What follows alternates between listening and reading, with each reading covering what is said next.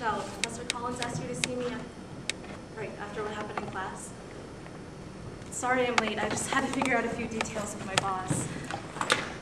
Yeah, just this summer leadership camp back in Colorado, the Asian Pacific Development Center Youth Strengthening Youth Program Summer Retreat 2009.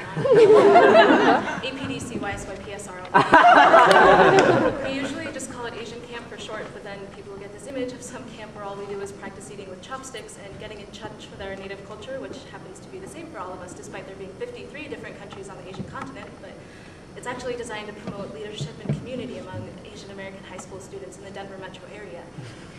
I first attended 7 years ago when I was a sophomore in high school, and I've been volunteering there ever since. Yeah, I'm half Filipino. I actually remember filling out the application for the program because it was the first time I had ever seen Hawaiian Pacific Islander as a box in the ethnicity section. I mean, I guess before the 21st century, different ethnicities didn't exist in the Eastern Hemisphere, you know? You were either an Asian from China, an Asian from Japan, or an Asian from Vietnam. Whatever. I went through the interview and I was accepted to attend that coming summer, and I was really excited, of course, but I was also really scared, you know? I guess, you know, back then, I didn't know any Asians outside of my family. I was born and raised in Colorado, so no, I've never been to the Philippines. I actually grew up in a small town where the only Asians were me, my mom, and my brother, the Vietnamese tailors, and the Chinese family that owned the Chinese restaurant in town both commuted from out of town. So I actually remember going through my middle school yearbook one time realizing I could count the number of students who weren't white on one hand. And even when I started going to high school out of district, my circle of friends remained predominantly white, so I guess I was scared that I wasn't actually Asian enough to go to the camp, you know, or that I wasn't the proper representation of what a real Asian American ought to be like. Well, you know, later that summer, our youth group had a rowing team at the Dragon Boat Festival in Denver, and the main event was this thing called Dragon Boat Racing, which it's kind of like the Asian version of crew, only with 20 people in a boat shaped like a dragon. So our youth group wanted to use the acronym as our team name, and I thought we should be the Panda Express, but apparently that's not real Chinese food, so can't use that. But, well, to be honest, I know virtually nothing about the Filipino culture outside of what the flag looks like or the few dishes that my grandma always makes when we go to visit. And she worried that if she taught my mom and her sisters Tagalog, that they would speak English with an accent. So between the two of us, we can say, "I love you," dragonfly, and recite half the alphabet. But that's it. Well, I mean, I'm great when it comes to maneuvering a pair of chopsticks, but apparently they don't even use those back in the Philippines. They actually eat with their hands, which I didn't even know until about a week ago. And, I mean, I love rice, and I'm happy to eat it with every meal, but I hate seafood in all of its forms, and sushi is no exception. Not to mention it's Japanese. But, you know, some of my Asian friends have actually disowned me on that fact alone. Well, that, and since I've been taking voice lessons since I was 7, I'm actually good at karaoke. But I'm worried that the other campers would paint me as a poser and shun me for the entire week, you know? But I know in the end it really didn't matter because I won the Camper of the Year award, but it's kind of like right now, you know, everyone keeps saying it's okay to get a B every once in a while. No one's going to ask you once you get out into the professional world if you got an A on your midterms, but whatever. I mean, obviously it turned out to be a good experience, otherwise I wouldn't be going back every summer to volunteer, so yeah. Right. Sorry, you were asked to see me after what happened in class, but no, really, I'm fine. I'm not even sure what the point of all this is. I mean, I'm sorry, I'm not trying to say psychology isn't a legitimate profession. I mean, I know Professor Collins is just worried about me and wants to make sure everything's okay, but I'm fine, really. I mean, I really don't think this is necessary. I'm sure it's really helpful for some people, just not, I mean, I don't need, I shouldn't be here.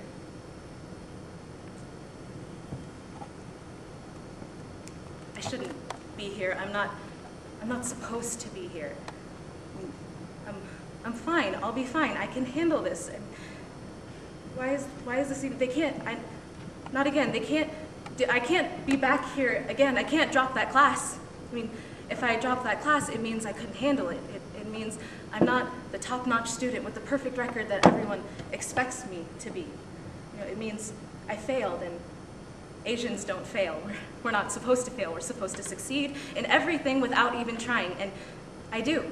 Yeah, I do, but not because I don't try. I don't get a 4.0 without effort like I should. I work hard for my grades. I put so much effort into school so that I can be the person that everyone expects me to be, but they don't know, they can't know that. I have to let them think that it comes naturally because that's how Asians are. And I'm Asian, and Asians don't drop classes because they can't handle their course load, and students who handle their course loads don't get into Harvard Law, and I have to get in. I can't be rejected like that wasn't supposed to happen, okay?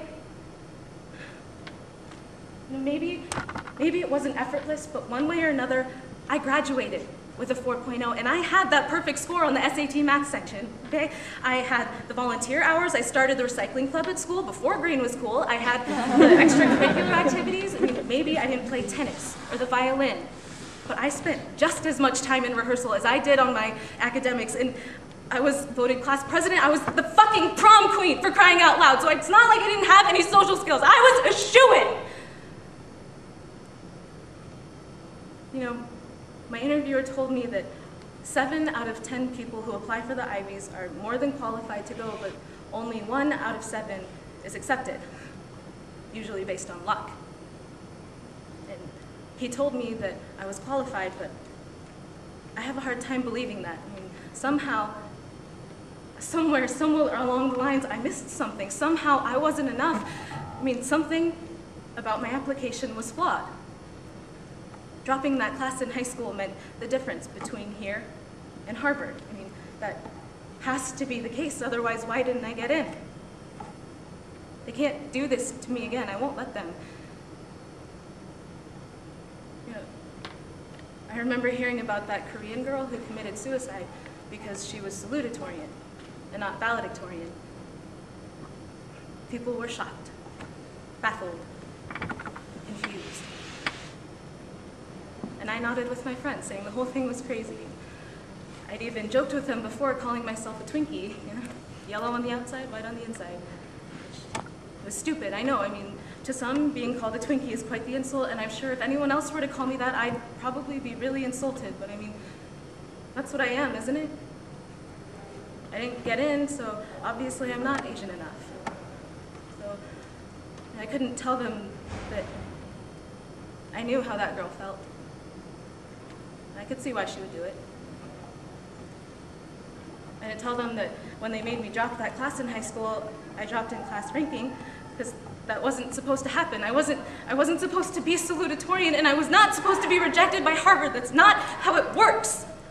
I can't fill out that application again with anything but a perfect record this time. I won't fail again.